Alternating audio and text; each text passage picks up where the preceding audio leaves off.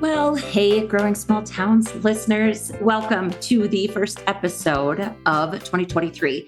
From myself and everybody at Growing Small Towns, I want to wish you a very happy new year. If you feel anything like I do, it's very much the holy crap. Like, how did we get here already? It happens every year, though, so we shouldn't really be so surprised. Today, I'm coming at you solo again because I always like to share. So last year I did kind of here's the things to think about heading into 2022. I was more prepared last year. And this one too is still very much focused on some things that we could all potentially think about. And by all, let me clarify a bit. This episode specifically are for people that are in a position to change things. So maybe you're a small business owner in a community like mine. Maybe you're a nonprofit leader or an organizational leader in a small town. Maybe you are in a position, maybe you just fancy yourself a change maker, and that's cool. So it's really meant for the people who have some level of planning or execution to focus on for the year. And I've never really been a huge fan of resolutions. I've talked about that throughout all the years of doing podcasts. I've talked about that quite a bit, but I always love the general sense of renewal and newness of focus, and really just thinking about what do we want our year to look like. I appreciate and love that every single year I naturally gravitate towards thinking that way. So with that, I have a few things. I also just like to share like what I'll be thinking about, what works for me. And again, knowing that I am in a very small town, I'm in a town of 1,800 people. We live over 2 hours from, we live an hour from the closest Target, right? I always say these things just to remind everybody why I feel somewhat legitimate in sharing these things, because the things that I share really are about small towns, because it's where I live and it's what I love. So with that, I'm going to share just a few things to try in 2023. And really, this is for anybody. It's not just for people in community development work. It's for business owners, business leaders, really just anybody. So I want to first set this up. There's kind of two sections of these suggestions. I think that when it comes to seeing different results, right? Which we all know, like that's the standard quote of the definition of insanity is doing the same thing over and over, expecting something to change, like expecting different results. So I think that the hardest part about change, regardless of what the topic is or the thing is that you're trying to change, is that oftentimes the enormity of the problem or the enormity of the challenge, it feels like we're never going to make any progress. And so I like to focus on kind of two main things when I think about changing something. It's subtle mindset shifts, number one, and simple process tweaks, number two.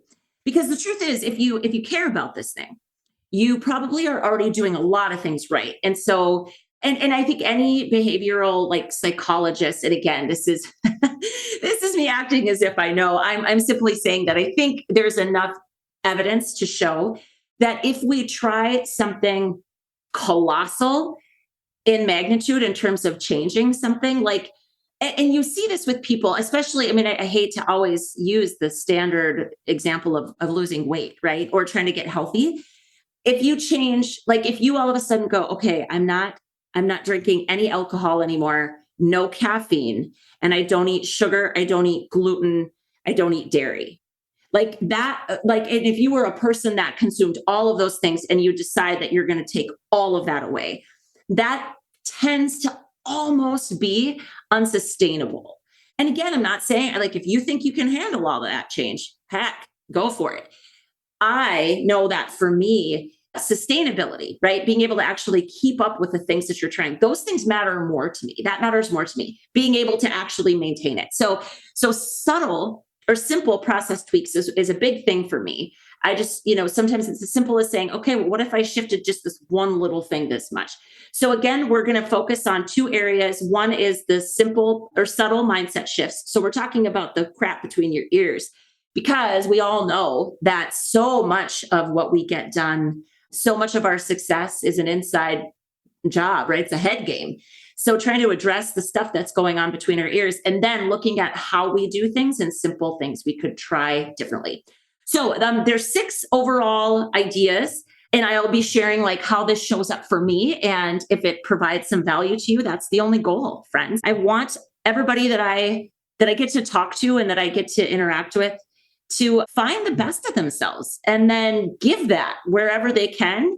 And I just love the image of like all of our small towns just lighting up with individual people becoming more alive and more in tune with who they were meant to be. So that's big vision. There we are. Okay, so let's start with some subtle mindset shifts. The first is to try prioritizing your joy. This is in particular as it relates to taking a look at all of the committees and the yeses that you've committed to, your commitments, your obligations, the things that you've said yes to, maybe in 2022. Maybe if you're like me and you say yes to some things and they're like 3-year commitments, because that's often what it looks like with like a board, an example, if you're on a board of directors. But you take a look at this and it's different than asking yourself the question, what aligns with my best skills? Or even your interests, because I'm going to tell you where this has fallen short for me. When it comes to just being good at stuff, I'm not standing here saying, oh, I'm just good at everything, but I'm good at some things that just because I'm good at them doesn't mean they bring me joy, right?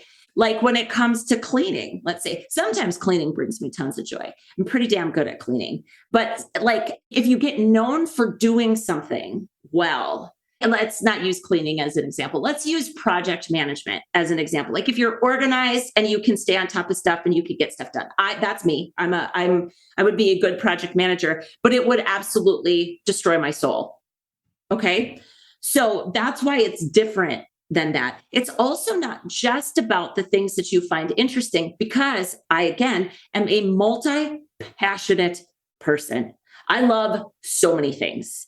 And letting that curiosity take me where it wants to go sometimes is really fun. It's not always great, though, when I'm also then devoting my time and my energy to that thing. It's different from my joy.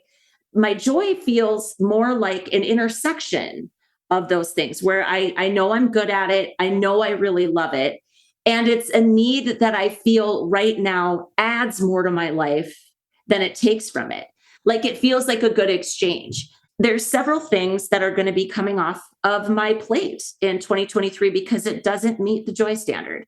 And I will also tell you, because I always share that question came directly from my therapist. I just saw my therapist last week and we would talk about lots of things. It's just the most beautiful thing. I'm such an advocate for talk therapy. Especially if you are a processor, like I process, nothing lands lightly on my brain. I shared that with a friend the other day. I was like, why do I have to think so deeply about everything? But I just do. And she said to me, as you're filtering through and you're kind of looking at everything that you're committed to doing in 2023, one of the questions you can ask yourself is, does my participation in this, does my involvement in this bring me as much joy as it did when I first said yes? The solution isn't necessarily to drop it. It may be to say, okay, and maybe then the next question is, how could I infuse more joy into it? What would make it more joyful for me? Joy, friends, to me, it's a wonderful thing to pursue. So that's the first thing. Prioritize your joy, especially we're talking specifically how we invest our energy and our time. Okay, the second subtle mindset shift for you is to not take things personally. Oh, there's nothing subtle or easy about that, friends, is there? And I'm just going to remind you, that the source of this one, of course, is one of the 4 agreements. It's a great book. It's a timeless book. And dang, is it hard. I think about my friends, maybe some of you listening, that are in a position where you not only present new ideas, but then you advocate for those ideas. And when our ideas don't get accepted, it is tremendously hard to not take it personally. So I'm going to share with you, I also happened to have I was coming down with whatever the current crap of the day was. And this was just right before Christmas. I happened to be standing in front of one of the boards that I interact with a lot. And we were talking about this in like the year of 2022 and just the changes we'd like to see in our working agreement going forward. And I'm saying I felt like crap because I don't know if that's what just prompted me to say this out loud because I just didn't feel good. But we were talking about the fact that I tend to get defensive when my ideas aren't landing the way I'd hoped they would, or maybe I'm having a challenging time not convincing, because I really try hard not to ever convince, but I try to lay out enough information that they go, oh, I can see that. There are times where I could give every piece of evidence I could possibly procure, and it's still not going to get them to see it. That's just facts. Okay. So they were like, but when we don't want to move forward with one of your ideas, it's not personal. And I just looked at them all and I said, I actually, deep down know that when a person invests a ton of time and effort and energy and passion and enthusiasm in something, I think it's probably kind of natural that you feel pretty disappointed. I said, in fact, I think if I didn't, I'd be like a sociopath. And they all kind of laughed. And I said, but it's, you're right that I do have to really think about, okay, but it's not personal. And this actually then will dovetail into my third subtle mindset shift, but it's just recognizing the difference, because it's, for me, I know that I'm taking it personally when I get defensive about it. And the quickest way for me out of that defensive posture is to take on curiosity, right? And ask a question and just say, gosh, especially it's very, very hard to do when you feel, because you end up almost feeling attacked. But when you can look at the people that are either disagreeing or not understanding, or they're not getting there, and you can just say, there's two questions that I've gotten a little better. Okay. So I've been at this for a few years now. I'm still not great at it, but two questions that you can ask. One is, gosh, I just don't understand where you're coming from. Can you help me? Can you help me understand why it is that that's how you see this thing? Right? That's one question. It's just like that. Help me understand where you're coming from. Like, why? How is it that this is what you're seeing? And then the second thing, after you hear all of those answers to that, is, what other information could I provide that would potentially change your mind? Because at some point we've got to get to where we're like, okay, if it's not going to go forward and these people need to be on board in order for it to happen, then that's the question. Then it's dead in the water. And believe me, I don't like that. I don't like getting to that point at all where I'm like, okay, so I'm just rolling over and giving up. Maybe you're giving up. Maybe you're going to find another avenue and it doesn't require those people. And there'll be more to come on that. There's a few things I'm working on that's the route I'm taking right now. We'll see what happens. Okay. So the second thing is just really evaluating our defensiveness and trying our best not to take things personally. Again, this dovetails into number 3. I'm going to suggest that in 2023, you try something that many of us are horrific at. One of my very best friends, he and I had a big conversation about self-compassion.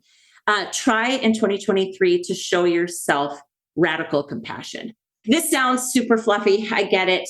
The thing is, in the kind of work that I'm doing now, which happens to be fairly public, I can really feel beat down by the work. You got a lot of people weighing in on your value. You've got a lot of people weighing in on what they think of you, just generally. And I've put myself in that position. So it comes with the territory, right? Like, I understand that. But when you think about what we were just talking about, where you invest all this energy and all this time, and you are trying so hard to do what's right, and it doesn't, like, what's right for everybody involved, not just for yourself, right? And it doesn't land, or it doesn't move forward, or it doesn't happen. And then you feel really crappy about it. Self-compassion would be a complete stepping into that mindset of, well, of course I feel shitty about this.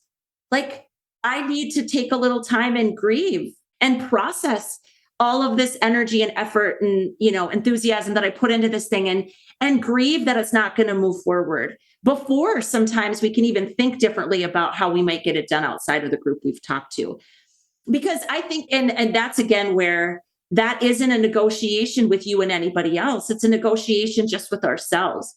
Because I never feel good when I feel pissed off and defensive. I never feel good about that. And yet, my goodness, at times, is it such a knee-jerk response for me? And honestly, I think for all of us, there are people and there are situations, there are groups, there are times maybe that just become triggers for us, right? And we need to slow down and analyze what those things are. And then that's when we can take on a ton of self compassion. Because honestly, no one else is going to do that for us. It's fascinating when you're an empathetic human and you're like a good friend by most accounts, which I hope that I am. When people are really struggling, there's no depth, there's no end to the depth of my feelings for other people. Like I cry easily for other people, right? I wrap people in hugs. I try to love on people. I do that very naturally for others. And I'm super poor at doing that for myself. And so I get that maybe doesn't seem like anything real, but I think at the end of the day, when so much of what we accomplish is accomplished between our ears, I think anything that we can do to subtly think differently about how we encounter these really challenging times. Because the thing that I would love to say is like, oh God. And again, talk about trite advice. Like there have been people along the way in my journey to being who I am even today that say things like, well, what's the easy way? Find the easy way. It should be easy. If it's hard, then you're forcing it, and that kind of bullshit. And it's honestly, to me, it's just bullshit because life wasn't ever promised to be easy. And I think it's more about how do we learn to work with the things that happen and grow from them and get better from them. And that requires, honestly, a constant evaluation of ourselves and an honesty that is really hard to achieve for most of us. Because if we aren't honest about it, then we do all of the dangerous and harmful things. And in fact, I'll just share with you the other thing that my therapist and I talked about is harm reduction. And that specifically is in the context of like substance abuse, that the goal is to reduce the harm of a substance. So, if it's causing you harm, how do we reduce the effect of harm and make it something that's joyful and enjoyable versus harmful? Harm reduction is actually the goal, I think, of life in relationships in humanity, because the harm is always there. The disappointment is always there. It's going to come. There's not any way to trick the universe. Like it's happening. So again, the 3 mindset shifts that I'm suggesting and I personally am embracing for 2023 are to prioritize my joy and use it as a filtering mechanism. And then also, again, a question of how do I infuse this with more joy? How would I make it more joyful if I can't quit it right now? What do I need to do? The second thing is to try not to take things personally and look for those moments where the defensiveness is my knee-jerk response. And then if I am feeling really disappointed, even if I learn not to take it personally, the third is to show myself compassion and recognize that it's normal and reasonable. A reasonable person would feel bad if you spent hours and hours and hours on something and it didn't come through for yourself. And surround yourself with people that will love you through disappointment, right? Okay, so on to these simple process tweaks. I'm really excited to share these 3 things with you. These are, again, just like, I don't know if we call them life hacks. I don't really think they are. It's just kind of recognizing some of the things that are on the horizon and how we can use them to be better. So the first thing is an idea that I shared in our little local newspaper here last week. And it's making use of the stack of holiday cards that you receive. I think every single person I know kind of has a moment where they're like, oh, I feel bad getting rid of them, or, whatever, like you take them down or you have them up for a period of time. Well, I'm suggesting you keep them all in a pile and every week randomly choose 3 from that pile and either send them a note of just appreciation, just a quick little handwritten note saying why you're so glad they're in your life, or text them or communicate with them, pick up the phone, call them. I just think what an awesome way to, further cement the connection with these people that you clearly have in your life for a reason. Like you're on their Christmas list. So be somebody that never is in jeopardy of losing your spot on the list. So that's the first little hack. I think there is not enough gratitude going on in the world. I think we all can agree to that for the most part. And if you've ever been the recipient of a random handwritten note that was just sent because they wanted you to know how much you matter to them, It is, talk about joy. It's one of the most joy producing things that you can receive. And it feels damn good to send them to. Okay, so there's number one. Number two is to actually put down on your calendar, as in schedule it, however often you think you need, but time set aside to work on the weakest area that's holding you back the most. So I'm going to tell you what mine is to give you some context and an example. I've got several businesses. My husband has several businesses. We are like ships passing in the night most of the time. It's very, very hard to ever have a conversation about budgeting, tax planning. I get behind on my QuickBooks in all of my businesses, except the one that I've outsourced. I've outsourced one of them to a bookkeeper. Otherwise, I do all my own books. I get behind, and then it's like an ever looming awful thing. And it, like, the bank statements pile up until, it creates a lot of freaking stress for me. So I looked at my husband at the end of the year and I said, okay, I think that we should make a plan that every other month we have like a business meeting for our businesses and our family, right? And we actually commit to having our books up to date by that time so that we're looking at active numbers. And if we don't, then we cancel our meeting and we have it the next day. Like, we just keep pushing it until we make sure that we have it, we have it done. And, I don't know, you guys, like, we blow off stuff. We break those commitments and promises to ourselves all the time. I don't know if this is going to work, but we've never, ever done that. And I think, and I'm saying schedule your area of weakness because I know that this is an area of weakness for me. I'm good at this. It's not, again, like I'm not capable. It's just so easy to push it off. And it creates a lot of ripples of stress, which wouldn't need to be there. So, as you look at, especially if you have a business, think about like, maybe it's marketing. Maybe it's bringing your business into the 21st century. Looking at you, small town businesses. We have a lot of businesses that just like, maybe it's just a piece of technology and you just need to schedule some time to learn a new piece of technology. That's so doable. And again, that you're working on making your weakness not hold you back. Okay. And this is weird for me a little bit because I'm not a big fan of saying, okay, double down on your weaknesses, make your weaknesses better. I'm much more of a let's work with our strengths. But this could mean that you get to do whatever you want with the time. You get to decide how often you're doing it, but it's recognizing an area that's actually holding you back. And again, if this is personal versus professional, it could be your health.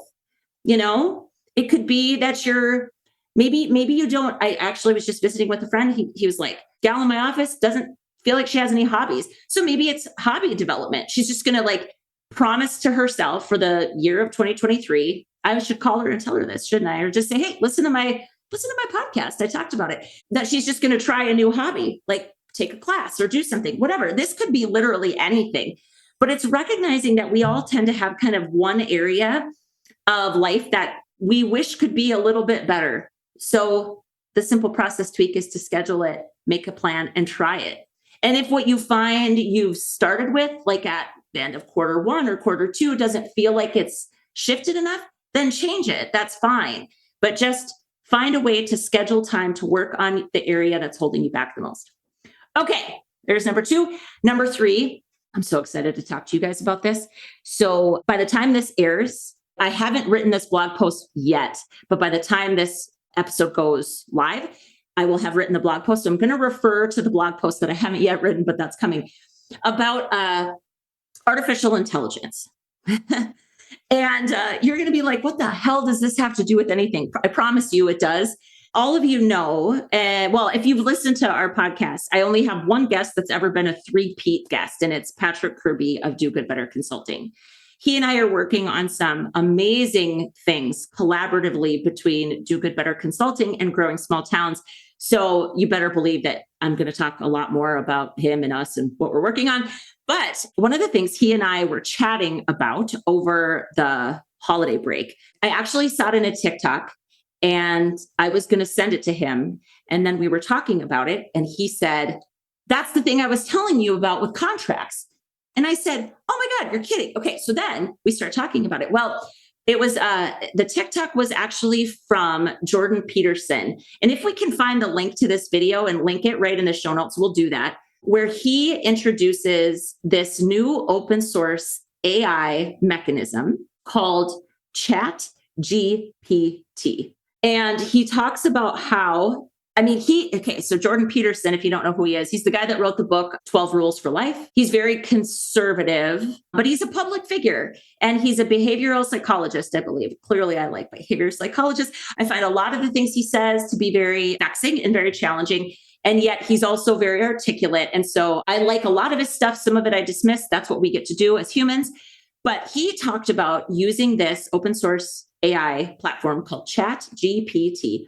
And you essentially can put anything into a query and you immediately get a really articulate, brilliant response. So he talked about the thing that he asked it. You'll have to, again, watch the TikTok. But one of the things was write a 13th rule. It's based on his own book. And then he also threw in like two really specific kind of ethical and morality perspectives that he wanted the answer written in. The Taoist was like, the Tao was one, like and it's super complex. And he said within 4 seconds, I had a 4-page essay. It was a little bit of a doom and gloom. And as it tends to be with Jordan Peterson, is that higher education institutions are going to be broke in 5 years with this thing. And so I just watched it and then I went out and I used it. I want to explain to you what I think this means for us, because this, again, is a simple process tweak. Let me just tell you the specific things I used it for. I also used it to screw around a lot, which is kind of fun and delightful. Like I asked it to write an entire blog post using my voice. And by my voice, I meant I'm a published author, right? Like I have a website. I just told it to go out and look at my website and it immediately just threw out. And all it would have to do is go in and add like my snarky comments and my ellipses and my jokes, right? Outside of that, like it's written just as if I wrote it because I have a published public voice. It's crazy, okay? But what I'm telling you, what I think this can mean for you, for every single one of us in small towns, what this kind of artificial intelligence does is it completely, you could use the phrase levels the playing field. You could also say that it opens up the sandbox. It's amazing so I'm going to tell you 2 specific applications. I'm going to be looking to hire our first full-time staff at Growing Small Towns outside of me doing this work. And I have kind of a mix of things. Like I didn't know for sure what I wanted to call this position. So I ended up saying sample job descriptions and I gave it 3 different titles.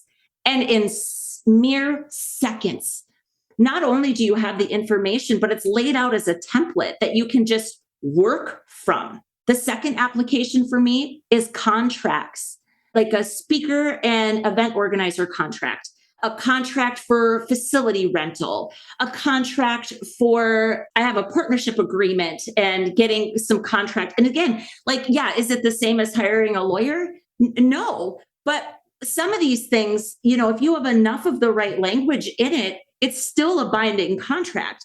And so all I'm telling you is that instead of going out to Google and asking Google the same thing, where you get all of these sites, and then you have to sift through which ones are just ultimately going to sell me something, which ones can I get a template? I always like a template, right? Because I like to work from something. These kinds of things where all we're asking for is a simple, and it's not simple to us because we don't know how to do it, but it's a proven set of information. Artificial intelligence is going to nail that. And so when you think about the power that basically this thing was designed around the entirety of human language. So when you think about the power, the computing power, the processing power alone of being able to ask things like that. So think of how much more structured our businesses can be. Even on the creativity side, one of the craziest things that Jordan Peterson talked about was that there was an engineer at Twitter that went out to Chat GPT and asked it, I'm an engineer and I work for Elon at Twitter. And tell me the top 10 things that I most likely would have done, like the projects I would have worked on in the last week. And I wanted the code, the computer code that would accompany those projects. And this thing produced that. And then the computer code worked. I seriously, if that doesn't, and again, I'm going to say a lot of people are kind of freaked out by it. I get that but I mean, come on, like this has been happening forever. Why instead of being afraid of it and being like, nope, I'm going to swear it off. I'd never use it. I'm not going to try it. Why wouldn't we instead say, how can we use this to do more good? Okay, so this is the simple process tweak I'm suggesting is check out ChatGPT. Think about the things that you need to produce or create and ask it to show you a sample of it. Ask it to give you a template. Ask it whatever you want to ask it. And then the other piece of this, so that's the last process tweak. But the other piece of this as it specifically relates to this artificial intelligence is that we're going to see an enormous difference, an enormous shift in job availability in the next decade. Gosh, probably 5 years. I mean, if we're being realistic about it. And any job that could be answered realistically, that can produce something that's realistically answered through this thing, it's going to become obsolete because it's going to be cheaper and faster to ask a computer with that vast knowledge to do it. But I want to just remind you all of something. If you're feeling like, well, okay, Rebecca, and now what? What it is this artificial intelligence. It's not artificial humanity. The things that make us human, empathy, collaboration, flexibility, and being iterative in nature, being focused on other people, though, like other person focus. Those are things that only humans can do. So as you think about building your business, as if you're an organizational leader, if you're a community leader, we all need to get back to the fundamentals of good interpersonal skills. And so, of course, for me, it just thrills me to pieces because this is the kind of development that this is what I do. But as we continue to move into this age of rapidly advancing technology, it's going to become all the more paramount that those of us with those skills step up. The best of us are going to need to step up so that we can continue, because you can't even use that information for good if you don't have good foundational human skills. I want to remind you that it might sound kind of scary, it might seem kind of daunting, but really it's one-dimensional, flat information. It's articulate, it's well thought out, and it's, potentially factually correct, but it's not the same as a person. It can't convey enthusiasm. It can't convey passion. It can't, you can read something that makes you tear up. It feels different when you're doing that with another human. And that is our superpower. And I'm also a big fan of how do we work with what's happening instead of fighting against it. And so for 2023, those are the things that I'd like to suggest you try. And then again, for you, as continue to go forward, doing your work, doing your life, thinking all the time about, what's a simple way I could shift the way I'm thinking about this thing? And what's a simple tweak I could make to the way I do this thing?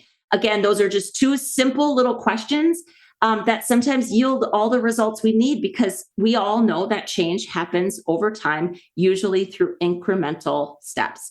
So with that, Happy New Year again, friends. Can't wait to continue to share with you the best of what's working for us in 2023. And as always, I can't ever leave this episode or this podcast without just encouraging you to do what you can with what you have right where you're at, because that's all any of us have.